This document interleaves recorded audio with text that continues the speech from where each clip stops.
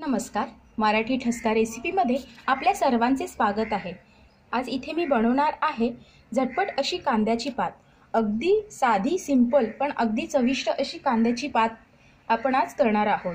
तर इथे मी जे कांद्याची पात आहे ती मी अशी चिरून घेतलेली आहे आणि ती स्वच्छ धुवून ठेवायची आहे। आणि इथे 3 ते 4 चमचे शेंगदाण्याचे कूट आणि त्याच्यामध्ये 3 ते 4 लसणाच्या पाकळ्या ज्या आहेत ते मी याच्यामध्ये कुटून घेतलेला आहे। आणि आता याला आपण फोडणी घालायला घेऊयात।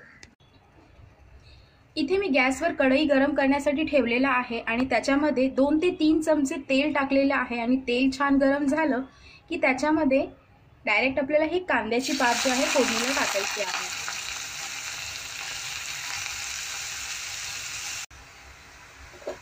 आणि त्याला व्यवस्थित असं परतून घ्यायचं आहे। फोडणी टाकताना गॅसची जी फ्लेम आहे ती हाय मध्येच ठेवायची आहे। गॅस मोठाच ठेवायचा आहे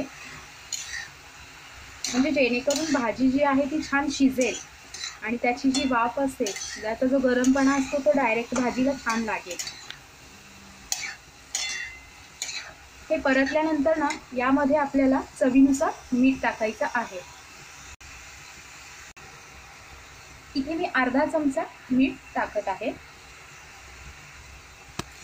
आणि हे छान शिजू द्यायचं आहे। आता भाजी शिजत असतानाच त्याच्यामध्ये जे शेंगदाण्याचं कूट आपण केलेलं आहे लसूण टाकून ते याच्यामध्ये टाकायचं आहे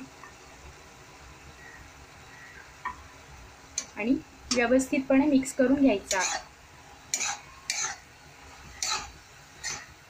मिक्स करून झालं की त्याला 2 ते 3 मिनिटे झाकून ठेवायचं आहे आणि मीडियम फ्लेम वरती गॅसच्या मीडियम फ्लेम वरती त्याला शिजवायला ठेवायचं आहे।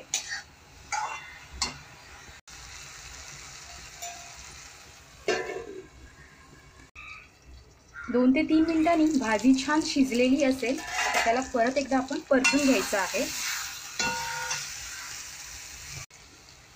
भाजी छान शिजलेली आहे। तर इथे तयार आहे झटपट अशी कांद्याची पात। अगदी सिंपल आणि चविष्ट अशी कांद्याची पात आहे। सकाळच्या गडबडीत डब्यासाठी बनवण्यासाठी अगदी सोपी आणि लवकरात लवकर होणारी ही भाजी आहे। तर तुम्ही देखील ही साधी आणि सिंपल अशी कांद्याच्या पातची रेसिपी नक्की ट्राय करा आणि रेसिपी आवडल्यास रेसिपीला लाईक आणि चॅनलला सबस्क्राइब केला नसेल तर सबस्क्राइब करायला विसरू नका।